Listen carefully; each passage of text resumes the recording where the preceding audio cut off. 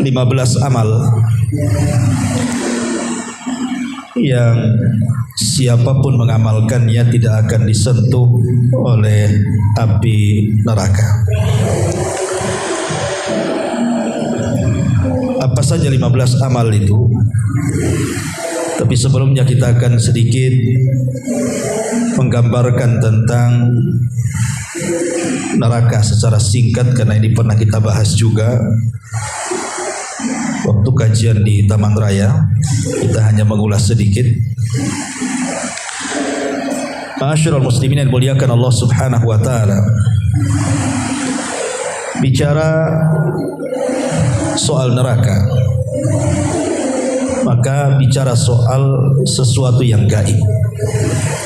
Artinya butuh keimanan yang kuat. Karena sehebat apapun Al-Quran dan Sunnah menceritakan keganasan neraka, kalau keimanan kita kepada neraka itu lemah, maka tetap aja tidak yakin, nggak akan yakin. Bukti kurang yakinnya ya masih melakukan maksiat, padahal jelas maksiat itu salah satu sebab orang dimasukkan ke neraka. Artinya butuh keimanan yang kokoh, baru orang itu takut betul dengan neraka.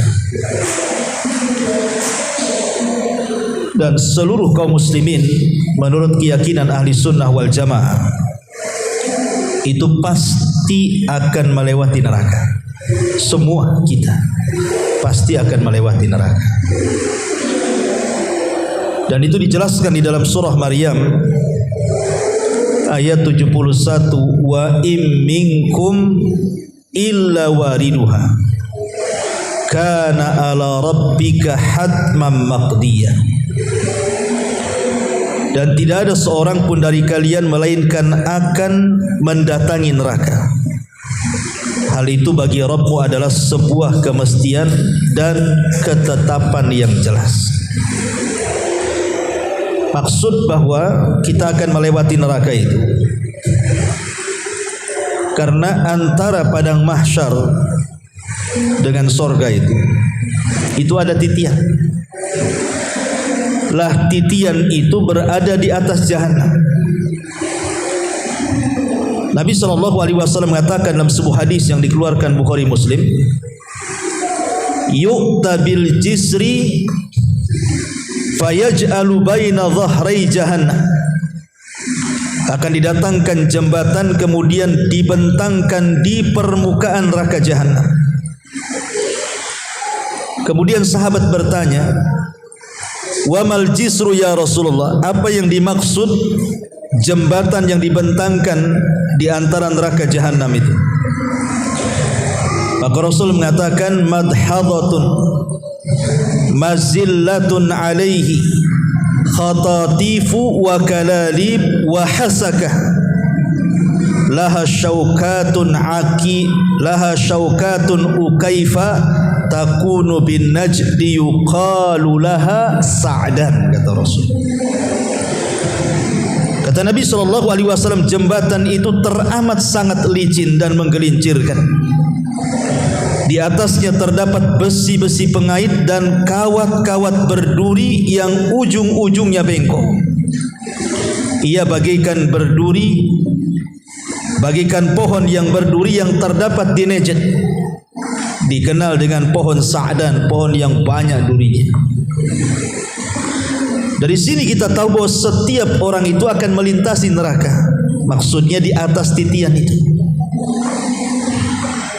Ma'asyiral muslimin yang dimuliakan Allah Subhanahu wa taala, dan neraka sendiri definisinya adalah darun a'addallahu lil kuffar waliman asa minal muwahhidin. Jadi neraka itu definisinya adalah sebuah tempat yang diperuntukkan untuk orang-orang kafir dan ahli maksiat dari kalangan ahli tauhid. Saya ulangi, Neraka itu adalah sebuah tempat yang diperuntukkan untuk orang-orang kafir dan ahli maksiat dari kalangan ahli tauhid. Berarti di sini kita tahu bahwa ada dua kelompok. Dari definisi ini ada dua kelompok yang masuk neraka. Kelompok pertama, kelompok yang dikekalkan apabila masuk tidak pernah keluar. Mereka lah orang-orang kafir. Dan kelompok yang kedua, memungkinkan apabila mereka masuk ke dalam neraka ada kesempatan bisa keluar. Dan mereka lah ahli maksiat dari kalangan ahli tauhid. Dan inilah keyakinan ahli sunnah. Menyelisih keyakinan siapa? Keyakinan Khawarij dan keyakinan Mu'tazilah. Sebab orang-orang Khawarij dan Mu'tazilah mengatakan kalau orang masuk neraka tidak akan keluar. Jadi orang-orang Khawarij mengatakan kalau orang masuk neraka dipastikan tidak akan mungkin keluar lagi. Makanya ketika pemahaman mereka terhadap para pelaku dosa besar, orang-orang Khawarij mengatakan apa? Di dunia kafir, di akhirat dikekalkan di neraka. Tapi Mu'tazilah banci pula dia. Di dunia tidak dikatakan kafir, tetapi manzilatun baina manzilataini. Tidak dikatakan mukmin, ya tidak dikatakan kafir juga. Tapi kalau di akhirat sama-sama seperti Khawarij, masuk neraka enggak akan pernah keluar. Nah, itulah keyakinan orang-orang Khawarij dan Mu'tazilah. Ahli sunnah tidak demikian. Para pelaku dosa besar mereka mukmin tapi naqisul iman, kurang imannya. Dan kalaupun mereka harus masuk neraka itu adalah tahta masyiatillah, di bawah kehendak Allah. Kalau Allah mau tidak dimasukkan ke neraka, tapi kalau Allah mau Allah masukkan ke neraka, kemudian setelah habis dosanya dikeluarkan. Itulah keyakinan al-wasat namanya. Makanya ada istilah akidah wasitiyah, tengah-tengah ya. Ma'asyiral muslimin yang dimuliakan Allah Subhanahu wa taala, lah di antara sifat-sifat neraka ini. Neraka ini ikhwan, dia punya leher. Kemudian juga neraka ini juga memiliki kedua mata, kedua telinga dan satu lisan. Dan itu disebutkan dalam sebuah hadis, takhruju unuku min nari yaumal qiyamah. Jadi leher neraka itu akan keluar pada hari kiamat. Laha ainani tubsiran, dia memiliki dua mata yang akan memandang. Wa udhunani tasma'an, dan dua telinga yang akan melihat, yang mendengar. Wa lisanun yantik, dan satu lisan yang akan bicara. Apa kata neraka? Inni wukiltu bisalasin, sesungguhnya aku akan diserahi kepada tiga kelompok. Bikulli jabbarin anid, setiap orang yang sombong lagi berpaling. Wa bikulli man da'ama Allah ilahan akhar, dan setiap orang yang menyembah selain daripada Allah. Wal bimusawwirin, dan para penggambar-penggambar makhluk yang bernyawa. Lihat di sini bahwa di antara sifat neraka itu punya dua telinga, dua mata, satu leher, satu lisan, dan akan bicara.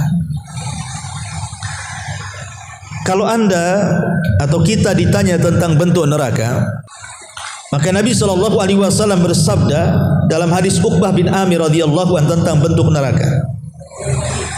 Uridat alayyan nar, kata Rasul, satu hari ditampakkan kepadaku neraka. Fa aqbala ilayya minha syai'un hatta dana bimakani hadha. Lalu sesuatu menghampiriku hingga mendekat kepada tempatku. Fa khasyitu an taghsyakum, lalu aku takut dia akan menutupi kalian. Fakultu, dan aku katakan, Rabb, wa ana fihim, ya Rabb, aku ada bersama mereka. Fasarafaha, maka Allah Subhanahu wa taala menggeser neraka tersebut angkum dari kalian. Fa'adbarat kit'atan ka'annaha az-zawabai atau az-zawabi. Maka tiba-tiba dia menghilang, tapi tampak seperti tikar yang sangat luas.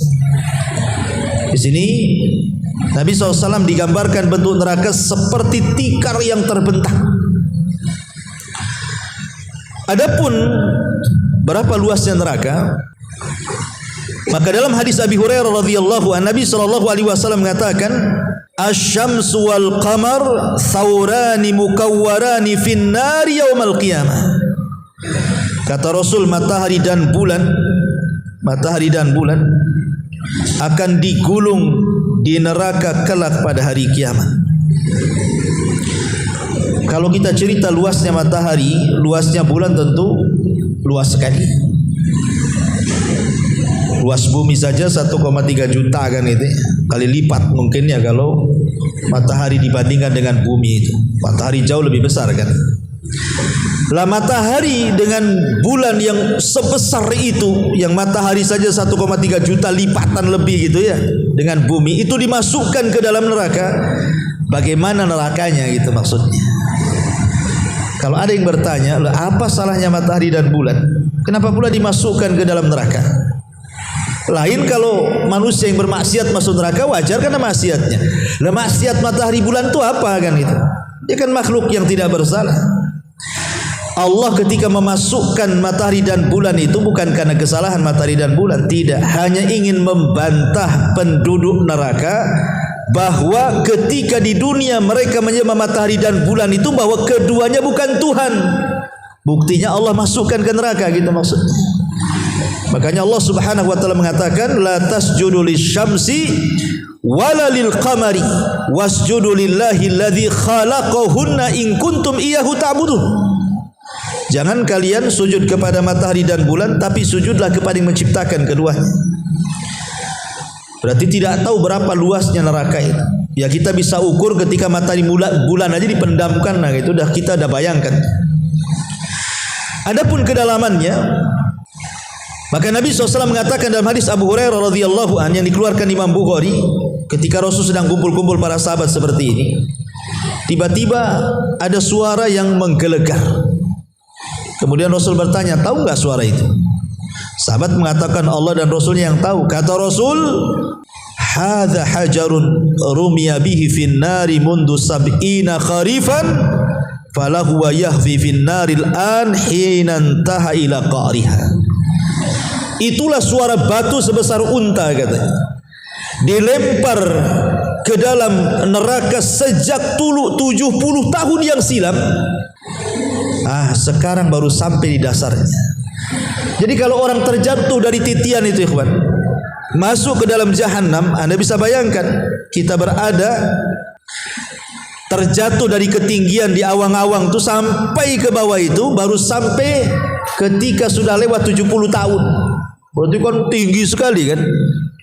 Neraka itu dalamnya luar biasa. Kalau batu ditimpakan sebesar unta dari titian ke jahanam itu, baru sampai di dasarnya setelah 70 tahun perjalanan. Adapun panasnya api neraka disebutkan dalam Sahih Bukhari, narukum juz min sab'ina juz'an min nari jahannam.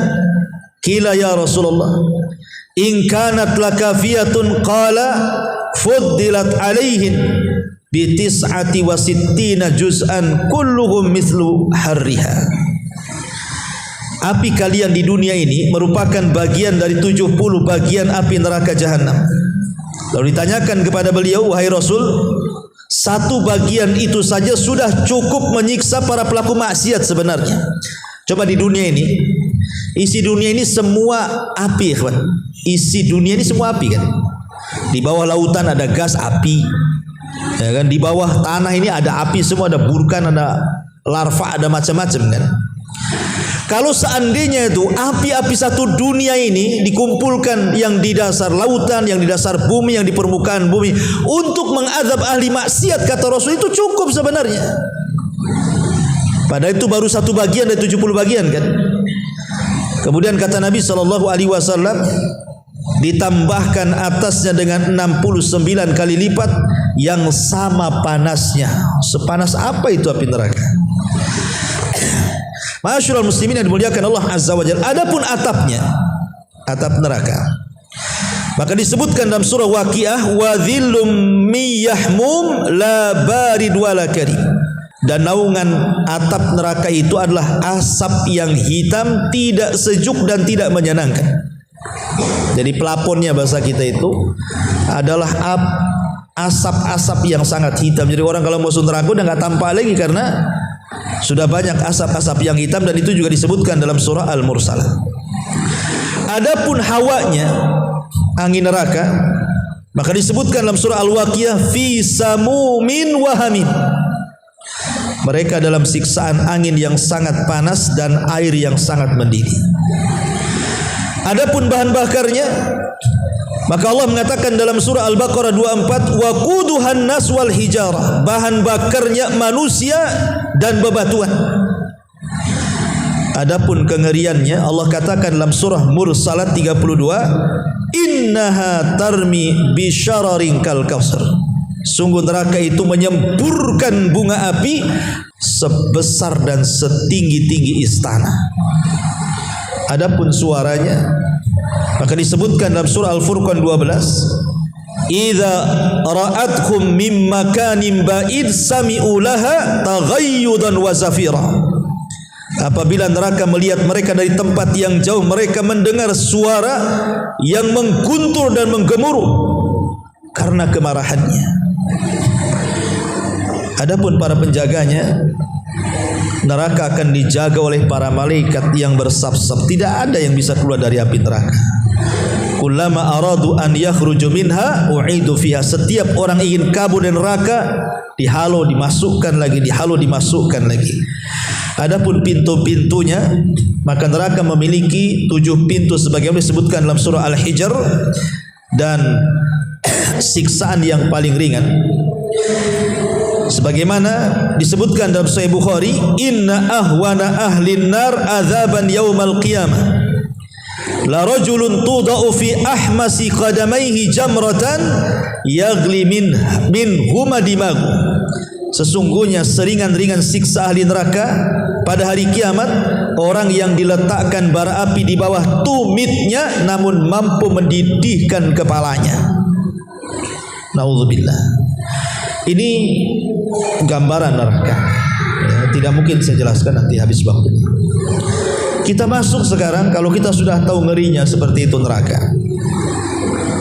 Makanya kenapa orang-orang yang berhasil keluar dari neraka dan masuk ke dalam surga itu sebuah keberuntungan dalam Quran.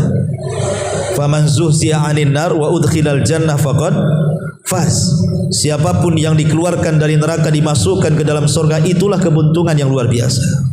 Dan semua kita senantiasa berlindung dalam setiap solat kita kan.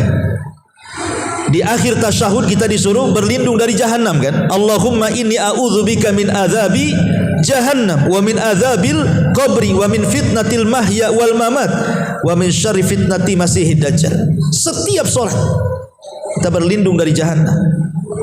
Karena orang yang masuk jahannam itu tidak bisa dibayangkan. Bagaimana dibayangkan? Antum kalau di dunia ya, pernah dulunya senang, pernah jaya, tiba-tiba antum kere, jatuh miskin, jatuh susah, gulung tikar, masihlah antum terbayangkan zaman-zaman sukses dulu kan? Masih nggak mungkin nggak terbayang, masih terbayang. Kadang-kadang bercerita dengan kawan itu, aduh dulu saya itu kalau gini ya sebentar aja saya bangun. Sekarang ya taulah lagi tumbang-tumbang ini kan. Itu di dunia ikhwan. Sekere apapun kalau dia pernah berhasil, masih kepikiran keberhasilannya.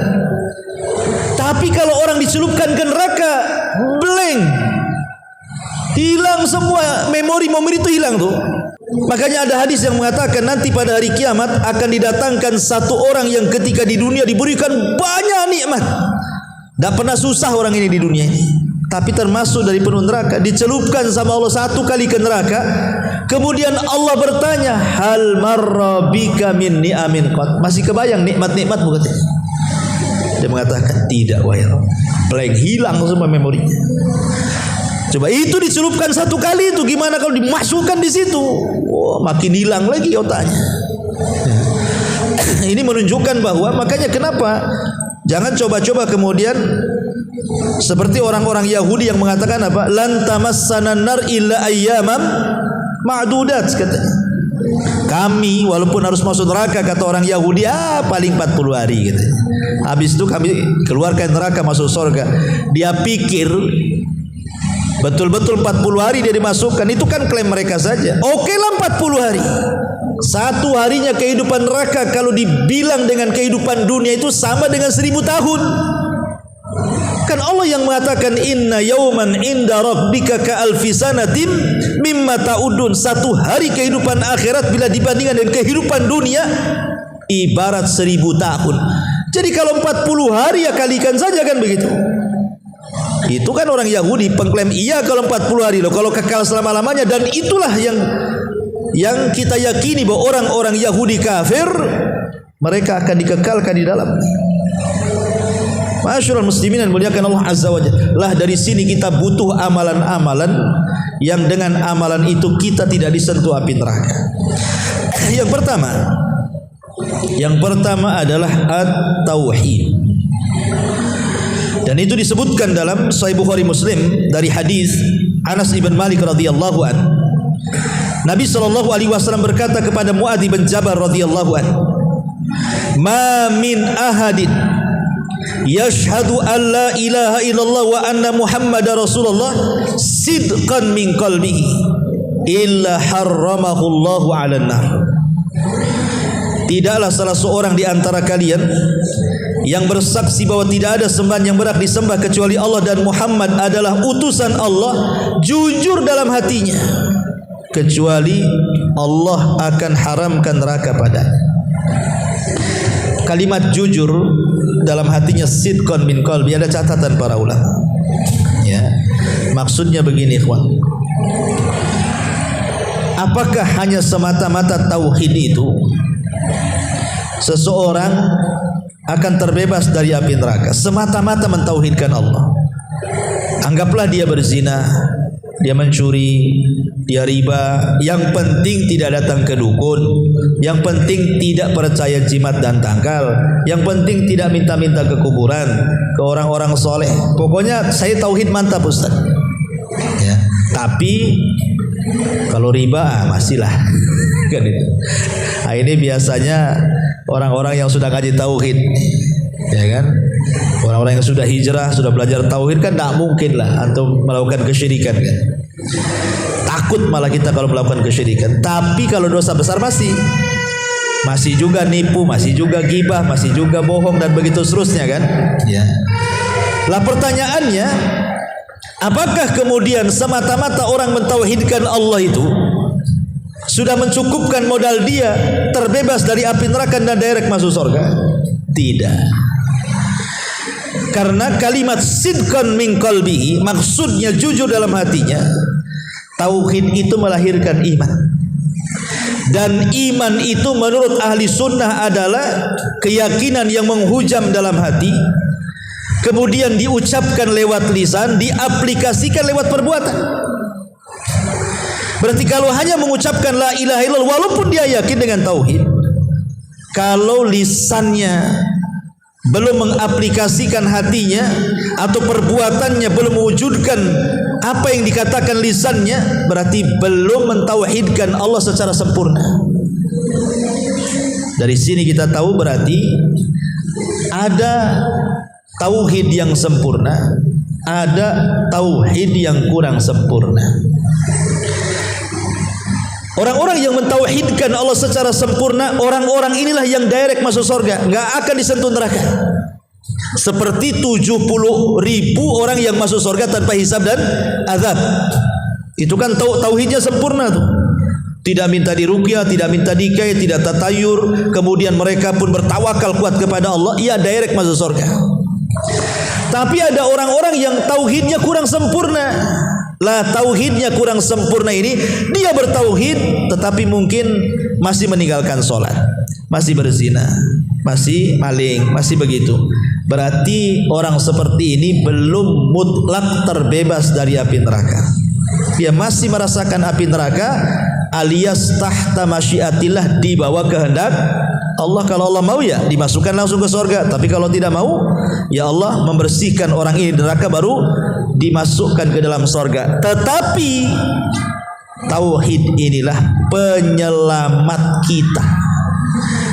Walaupun orang masuk neraka, ada kesempatan masuk surga, gitu maksudnya. Makanya dalam hadis Abi Dzar Al-Ghifari, jadi satu malam Nabi SAW berjalan di tengah kegelapan. Abi Dzar ini ngikuti dari belakang, tapi Rasul tahu ada Abi Dzar di belakang, maka dipanggil, Abi Dzar, ngapain kau ngendap-ngendap?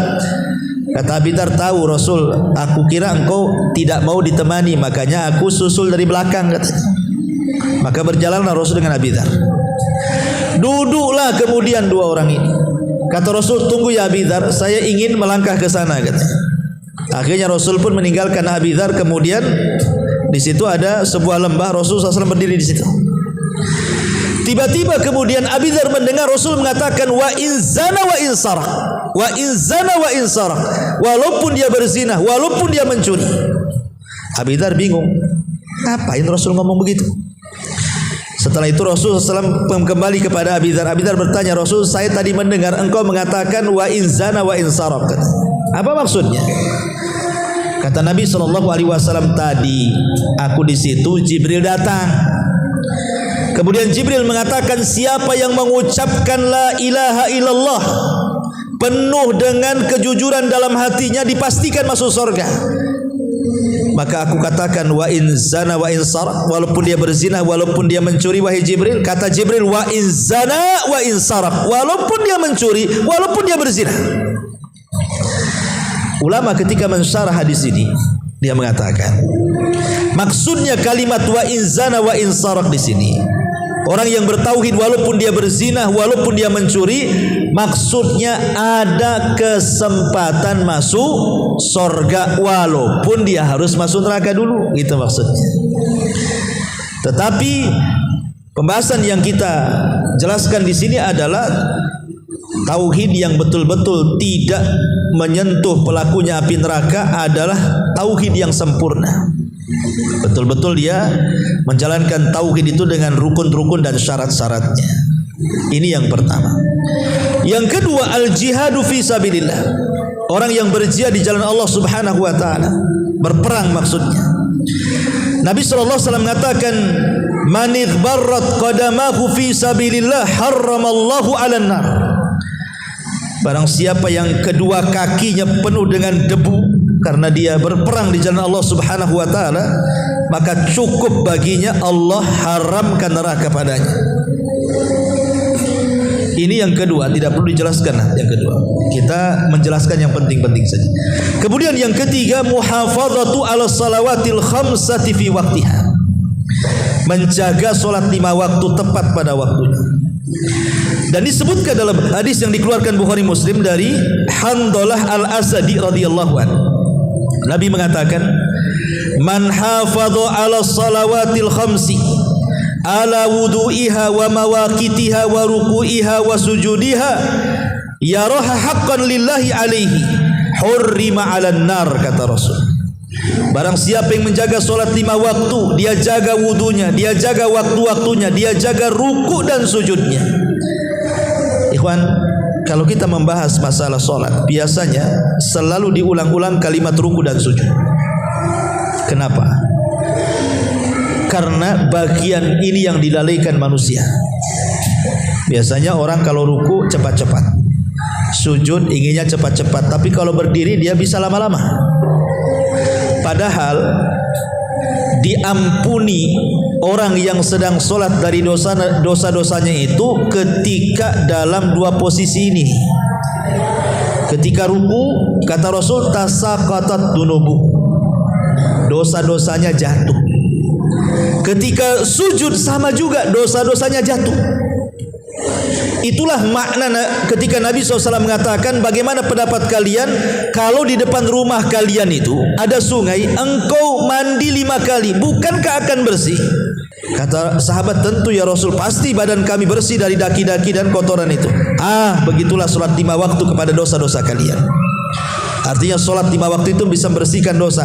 Kapan dosa itu jatuh dalam sholat? Ketika ruku dan sujud, gitu. Makanya hadis yang mengatakan ada 60 tahun orang sholat tapi kok nggak diterima sholatnya. Maka Rasul mengatakan karena tidak pernah lurus ketika ruku dan sujud itu, tidak tumakninah, asal-asalan ruku dan sujudnya. Makanya tidak diterima, karena dua posisi itu sebenarnya dosa-dosa kita itulah diampuni. Terjatuh tuh berguguran, berjatuhan tuh ketika antum ruku, ketika antum sujud. Makanya perhatikan tuh ketika ruku dan sujud itu, terutama kalau antum sholat sunnah sendirian kan itu, agak dilamakanlah ruku itu dan sujud itu, karena waktu itulah dosa kita runtuh, rontok kan itu.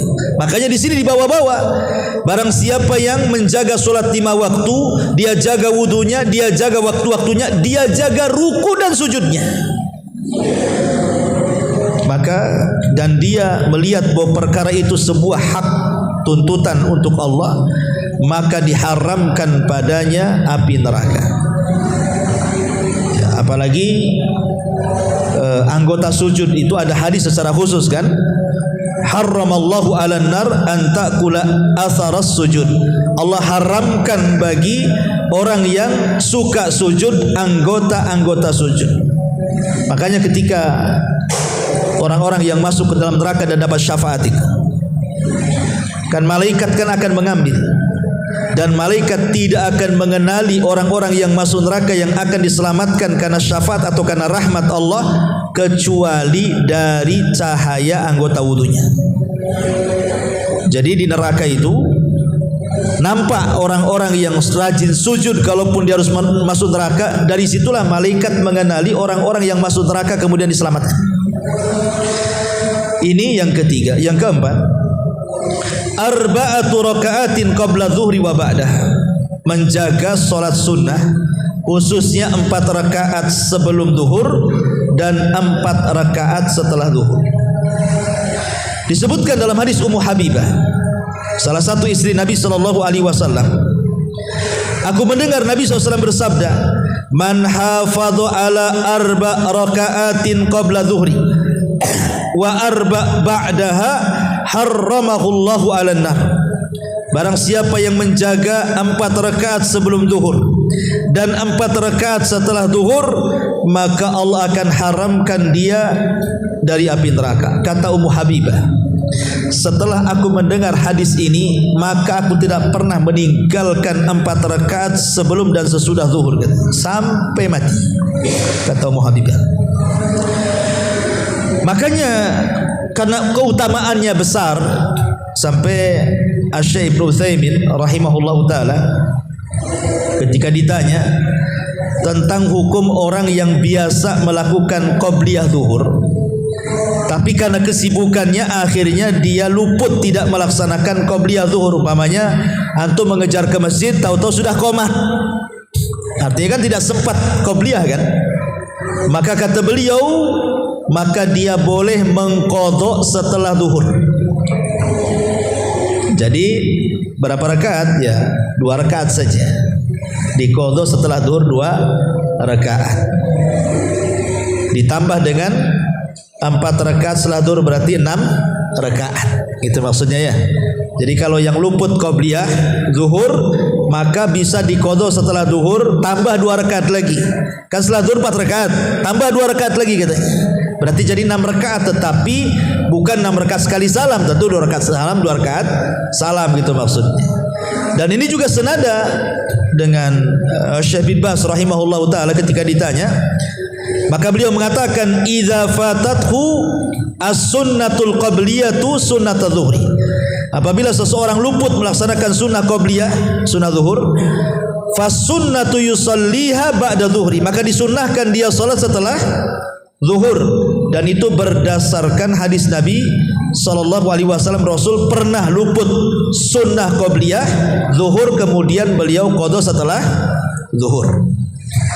Karena ada perbedaan ya, kalau qabliyah itu waktunya pendek. Kalau qabliyah waktunya pendek karena antara adzan dan qomat. Tapi kalau ba'diyah itu panjang karena sampai habis waktu sholat. Pemanya habis duhur nih kan, ke asar kan panjang tuh, gitu ya. Maka memungkinkan mengqadha gitu ya. Tapi kalau qabliyah kan pendek karena habis adzan ke qomat, itu pendek kali. Makanya dibolehkan qadha kan. Ini yang keempat. Kemudian yang kelima, idrak takbiratul ihram arba'ina yauman mutataliyatan. Antum salat mendapatkan takbiratul ihram imam selama 40 hari berturut-turut. Selama 40 hari berturut-turut antum mendapatkan takbiratul ihram imam.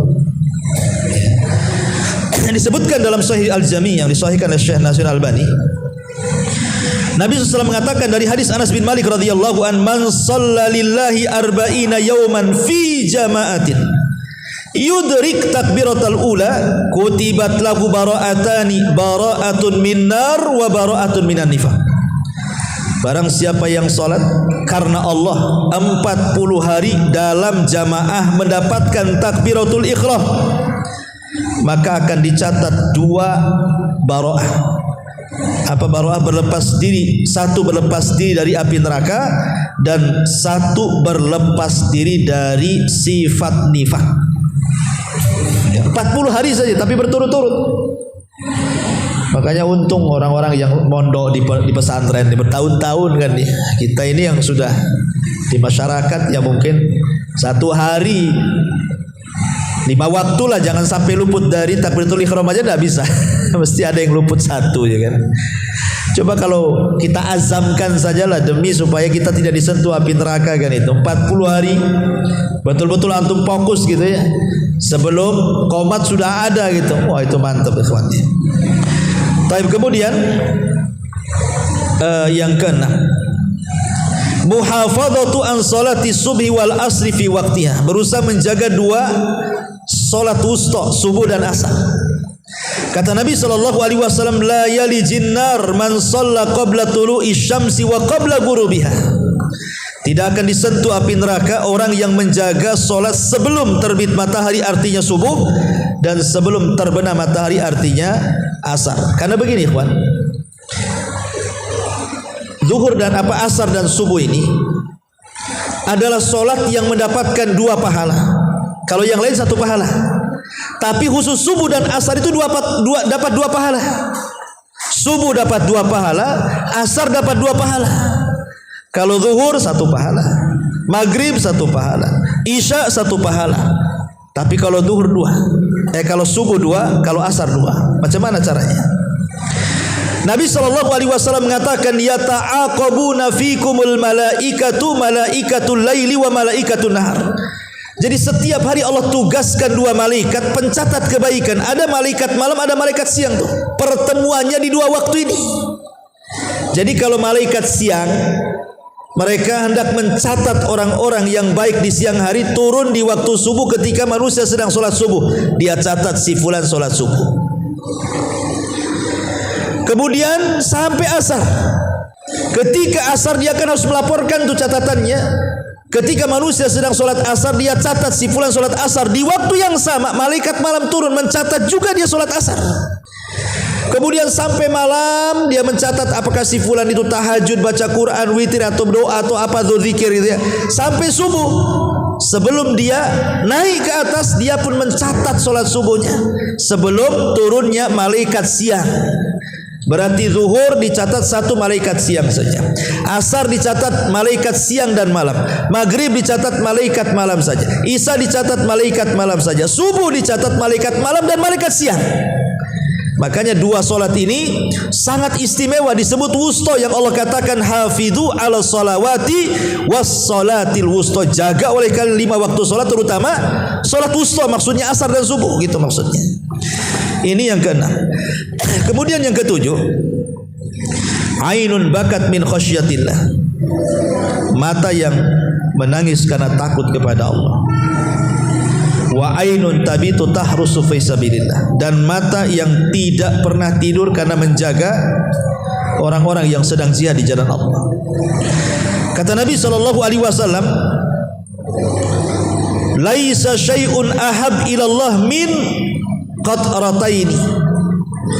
Tidak ada sesuatu yang paling dicintai Allah. Laisa syai'un ahab, tidak ada sesuatu yang paling dicintai Allah dibandingkan dua tetes air mata. Qitratun min dumu'in fi khasyatillah, tetesan air mata saat takut kepada Allah. Wa qitratu damin tahraq fi sabilillah, dan tetesan darah yang dia teteskan saat jihad di jalan Allah Azza wa Jalla. Ma'asyiral muslimin yang dimuliakan Allah Azza wa Jalla, kalau seandainya antum terbangun malam-malam, kemudian antum wudu, kemudian tahajud, kemudian merenunglah dosa-dosa kita, takut akan mati, takut akan dosa gitu ya. Tiba-tiba antum meneteskan air mata karena takutnya, maka tetesan air mata yang antum teteskan di waktu tidak ada orang yang tahu kecuali antum dengan Allah, itulah tetesan air mata yang akan menyelamatkan kita dari api neraka. Kata Rasul, ketika Nabi SAW bicara soal 7 kelompok yang akan mendapatkan naungan di hari yang tidak ada naungan kecuali naungan arsy Allah, salah satunya adalah rajulun dzakarallaha khalian fafadat aina, seorang laki-laki yang mengingat Allah bersendirian antara dia dengan Allah, disitulah dia meneteskan air mata. Ini yang nomor 7. Yang nomor 8, ghaddul basar, berusaha untuk menundukkan pandangan dari yang haram. Kata Nabi sallallahu alaihi wasallam, salasatun la tara ayunuhumun nar, 3 orang yang mata-mata mereka tidak akan melihat neraka. Mata-mata mereka tidak akan melihat neraka. Ainun harasat fi sabilillah, mata yang menjaga orang-orang yang berjihad di jalan Allah. Wa ainun bakat min khasyatillah, mata orang yang menangis karena takut kepada Allah. Dan yang ketiga, ainun ghaddat an maharibillah, dan mata yang berusaha menundukkan, tidak memandang hal-hal yang diharamkan oleh Allah Subhanahu wa taala. Dan ini yang agak sulit ya, apalagi dengan dunia medsos. Sekarang itu antum pakai handphone ya, nengok-nengok YouTube itu pula yang keluar, nengok Facebook itu pula gambarnya keluar. Agak sulit ini ya, ghaddul basar. Tapi ya minimalnya usaha lah kan. Kemudian yang nomor 9, as-sabru ala faqlil aulad, sabar kalau seandainya salah seorang di antara anak kita meninggal dunia. Karena Rasul mengatakan, la yamutu li ahadin minal muslimina salasatun minal walad fatamassahun nar illa tahillatal qasami. Apabila seseorang meninggal anak dari 3 anaknya, maka dia tidak akan disentuh api neraka kecuali hanya lewat saja di titian itu. Ya memang semua orang akan melewati titian kan, tapi dia tidak akan disentuh api neraka kalau dia sabar. Kalau anaknya sabar, karena salah satu kesabaran tingkat tinggi dalam musibah itu apabila si buah hati itu meninggal dunia. Kalau orang tua meninggal dunia ya musibah juga, tetapi kan paling beberapa hari sudah hilang sedihnya kan. Kalau istri antum meninggal, memang itu yang mau dimaukan antum biar bisa kawin lagi kan. Begitu juga suami kalau meninggal, itu yang anda doakan kapan suami meninggal. Zalim kali dia sama saya gitu. Artinya oke lah dia yang dicintai kita, ya setahun 2 tahun bisa lah kan. Itu yang mungkin hatinya lembut. Ada yang sebentar aja nggak peduli. Tapi kalau anak meninggal, preman-preman pun yang jahat kalau anaknya meninggal tuh nangis sih kan. Ya. Makanya karena musibah meninggal anak itu luar biasa, dan ini pernah dialami Nabi. Semua anak-anak Nabi itu meninggal, Nabi masih hidup kecuali Fatimah. Yang paling menyedihkan Rasul itu saat kematian Ibrahim itu, karena itu putra terakhir beliau, dan meninggal saat Rasul sudah usianya sepuh, sudah mau meninggal juga gitu ya. periode Madinah. Jadi saking senangnya Rasul sudah tua, tahu-tahu punya anak laki-laki Ibrahim, kan senang tuh. Tiba-tiba meninggal.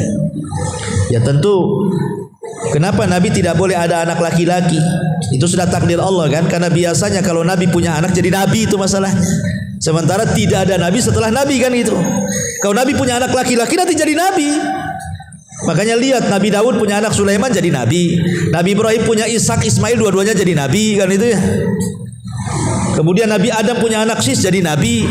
Jadi makanya kenapa Rasul itu tidak punya putra laki-laki, semua diwafatkan. Karena salah satu hikmahnya seperti itu tuh. Kemudian yang kedua dikhawatirkan hulu, ekstrim nantinya. Sama cucunya Nabi aja dari Fatimah itu orang sampai nyembah orang-orang Syiah itu sama Hasan Husain kan. Apalagi anak Nabi lagi kan gitu. Maka disembah lagi lah. Jadi Nabi SAW saat kematian Ibrahim itu sedih mendalam sampai dia nangis 3 hari. Abdurrahman ibn Auf ini bertanya kepada Rasul, engkau kan yang melarang niyah, tidak boleh menangis ketika kematian. Kata Rasulullah, ya Abdurrahman, ini tangisan rahmat bukan niyah. Bagaimana aku tidak nangis, kata Rasul. Innal aina la tadma wa innal qalba la tahzan wa inna bi firaqika ya Ibrahim la mahzunun. Yang namanya mata itu bisa meneteskan air mata, wahai Abdurrahman. Namanya hati itu bisa terenyuh dengan kematian Ibrahim. Dan perpisahan aku dengan Ibrahim itu memang cukup melelahkan, menyesakkan dada. Ini air mata rahmat. Tidak apa-apa, bapak sayang dengan anak, wajar kan itu. Jadi yang dibolehkan nangis itu maksudnya nangis karena sayang, bukan menolak takdir gitu ya. Kenapa anak satu-satunya kok ambil pula ya Allah? Nanti siapa yang warisi warisan saya itu? Menolak takdir itu. Nanti kalau sudah besar siapa yang merawat saya? Kalau sudah tua saya nggak punya anak, Allah yang merawat insya Allah ya. Kemudian yang nomor 10, al-insan al-hayyin layyin sahtabah. Orang yang mudah, lembut, memudahkan orang, tidak mempersulit orang. Orang yang menyederhanakan masalah, mungkin begitu bahasanya. Karena ada orang yang membesarkan masalah kecil jadi besar, ada yang menyederhanakan masalah besar jadi kecil gitu. Orang yang mudah sama orang tuh mudah sekali. Sering ngasih udzur, ya sudah. Disakiti ya saya maafkan. Ya kalau jadi jualan hanya gara-gara kembali 1.000 ya nggak apa-apa, ambil aja kan itu. Mudah. Jangan gara-gara 1.000 penjual itu nyari 1 keliling pasar gara-gara antum beli 1 jam dia baru dapat, nggak laku lah jualannya. Itu namanya mempersulit pedagang. Ya. Kata Nabi SAW, ala ukhbirukum biman yahrumu 'alan nar. Maukah aku kabarkan orang yang diharamkan neraka padanya?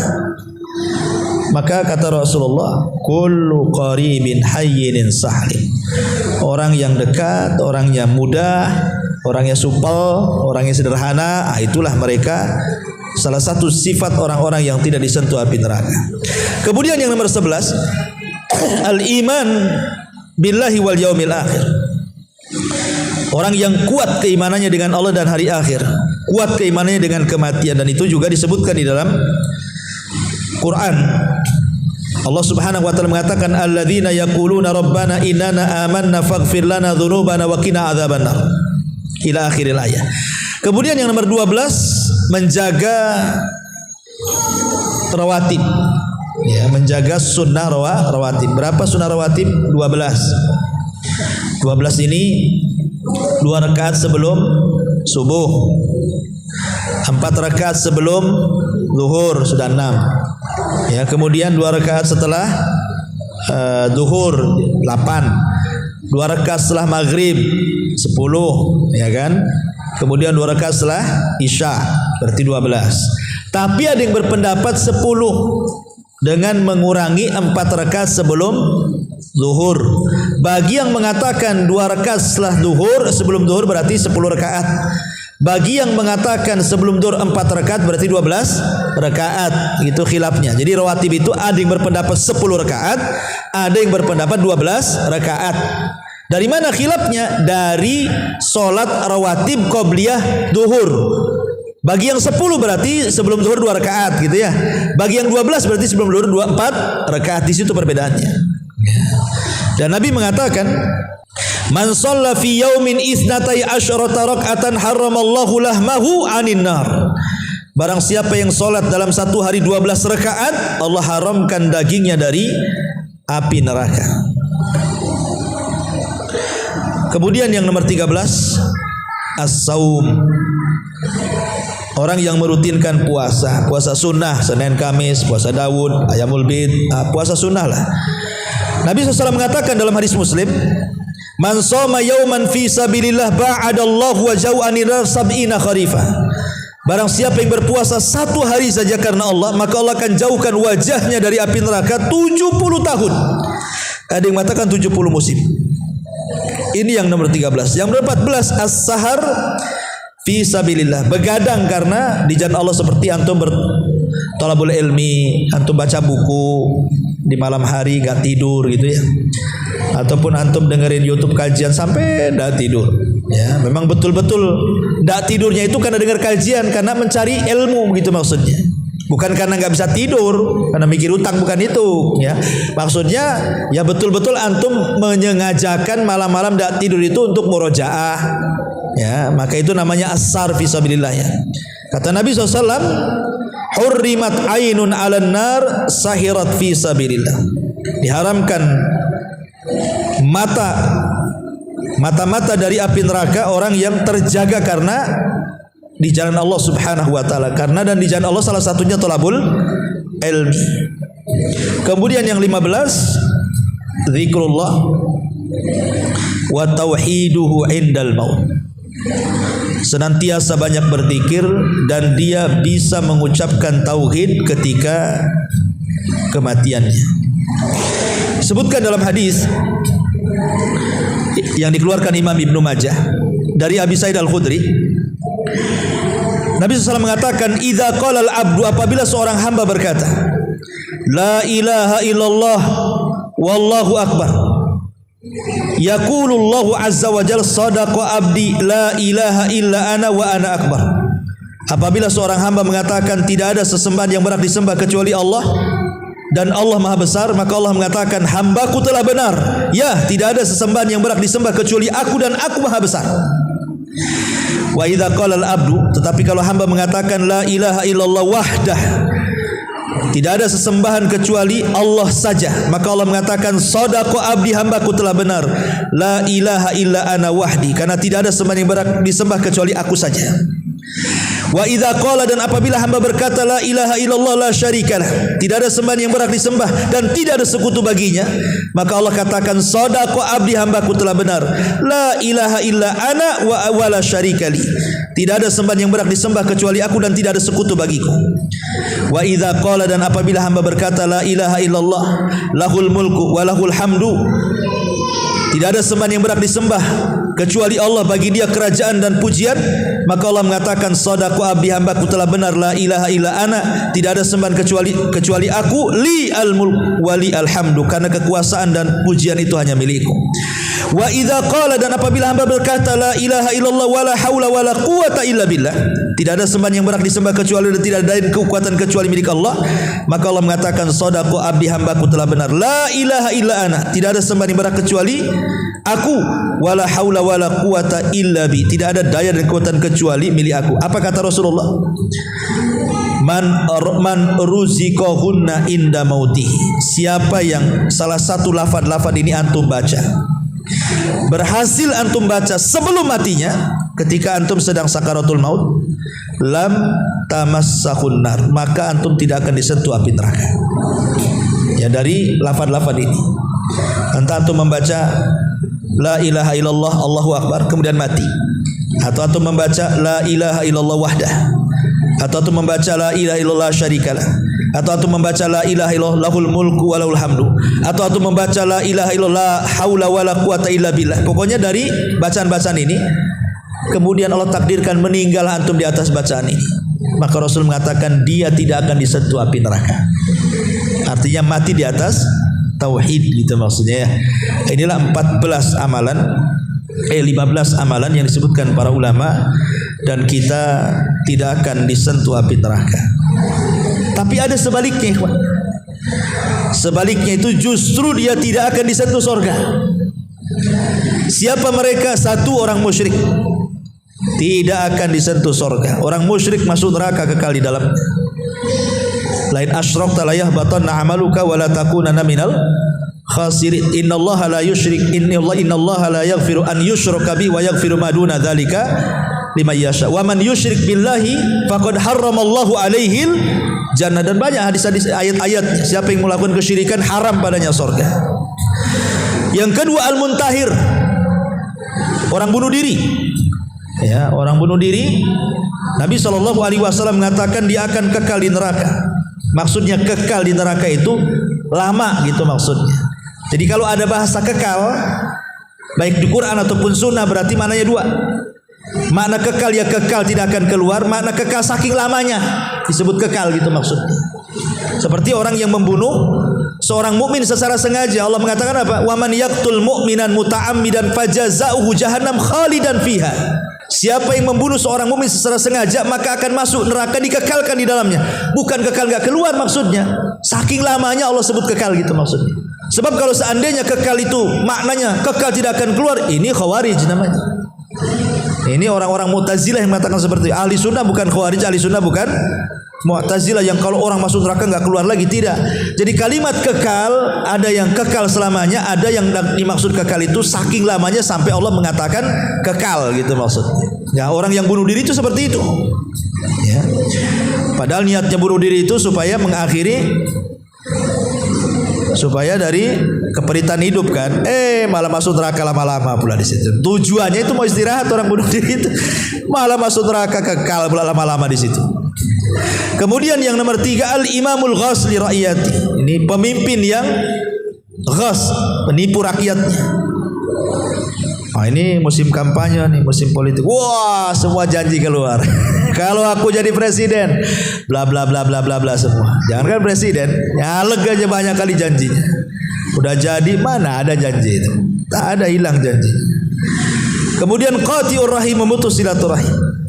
Kemudian manida ila ghairi abi, mengklaim kepada yang bukan bapaknya, ngaku turunan Nabi padahal tidak sampai ke Nabi, yang ada ke Abu Jahal pula. Ya. Nah, ini kan bahaya. Aku Nabi itu harus keturunan Nabi, harus jelas nasabnya, badannya jelas. Kan ada badan khusus. Para ulama itu menyebutkan ada badan-badan yang memang dikenal kalau dicatat di situ ya turunan Nabi. Yang kedua, kabilahnya dikenal, seperti di Saudi, di Yaman kan dikenal oleh kabilah-kabilah. Oh, memang kalau kabilah itu sampai kepada Nabi gitu. Kalau di sana memang mudah mengenali, kalau di Timur Tengah kan, Saudi atau di Yaman. Kalau di negeri kita ini susah pula. Ya. Karena saya mendengar ada juga nasab beli. Jadi kalau ingin beli sampai ke turunan Nabi itu beli nasab. Oh, masa nasab dibeli? Padahal mengaku kepada yang bukan turunannya tidak boleh, kawan. Umpamanya antum ngambil anak angkat, kemudian dinasabkan kepada bapak angkat, tidak boleh. Kenapa? Karena nanti konsekuensinya banyak hukum-hukum yang kabur di situ, seperti mahram, waris, wali, kan nanti susah nantinya. Ini anak angkat perempuan, antum nasabkan ke antum. Satu, dia bukan mahram kalau sudah besar, udah balik. Yang kedua, dia bukan ahli waris. Yang ketiga, antum tidak bisa jadi wali kan. Sementara antum klaim dia anak antum, cemana? Akhirnya banyak hukum-hukum yang berlaku di situ nantinya. Makanya tidak boleh dalam Islam menasabkan anak angkat ke bapak angkat. Maka diancam lagi dalam Islam, manida ila ghairi abi wa huwa ya'lam fal jannatu ali haram. Siapa yang mengklaim kepada yang bukan bapaknya dan dia tahu, surga haram bagi dia, kata Rasul. Kemudian man qatala muahidan, orang yang membunuh kafir yang ada perlindungan dari negara Islam, atau kafir dhimmi, kafir muahid, kafir musta'man, itu tidak boleh dibunuh. Kalau dibunuh lam yajid raihatal jannah, tidak akan mendapatkan bau surga. Kemudian yang terakhir, 3 kelompok yang disebutkan dalam satu redaksi hadis. Kata Nabi SAW, salasatun la yadkhulunal jannah. Ada 3 kelompok yang tidak akan masuk surga. Al-aquli walidaini, durhaka sama orang tua. Wadayus, kepala rumah tangga yang tidak punya kecemburuan, keluarganya maksiat. Kemudian warrajilatu minan nisa, perempuan yang kelaki-lakian, ya, tomboy bahasa kita. Dalam riwayat yang lain, salasatun la yadkhul jannah. 3 orang tidak akan masuk surga. Mudminul khamri, orang yang gemar minum khamr. Wa qati'ur rahim, orang yang mutus silaturahim. Wa musaddiqun bisir, orang yang membenarkan dukun. Dalam riwayat yang lain, salasatun la yadkhulunal jannah. Syaikhun zanin, tidak akan masuk surga 3 kelompok. Yang pertama kakek-kakek, udah kakek berzina. Yang kedua wal imamul kadzab, imam yang dusta, pemimpin yang dusta. Wal ail al mazhu, orang miskin lagi sombong. Nah, miskin sombong lagi. Nah, berarti kalau kita dikumpulkan di sini 3 orang dalam satu redaksi. Pertama, orang yang durhaka dengan orang tua. Yang kedua, dayus kepala rumah tangga yang tidak punya kecemburuan. Yang ketiga, wanita-wanita yang menyerupai laki-laki atau sebaliknya. Yang keempat, orang-orang yang gemar minum khamar. Yang kelima, orang yang membenarkan sihir. Yang keenam, kakek-kakek sudah tua masih suka berzina. Yang ketujuh, pemimpin dusta. Dan yang kedelapan, orang miskin sombong. Nah, ini disebutkan mereka tidak akan masuk surga. Artinya tidak masuk surga awalian. Maksudnya tidak akan masuk surga bersama rombongan yang awal-awal gitu maksudnya. Bukan sama sekali nggak masuk surga. Artinya maksudnya tidak masuk surga bersama orang-orang yang awal. Dia belakangan tak masuk neraka dulu baru masuk surga, begitu maksudnya. Nah, inilah diantara orang-orang yang diharamkan surga dan orang-orang yang diharamkan dari api neraka, dan tadi sudah dijelaskan gambaran tentang neraka. Wallahu a'lam.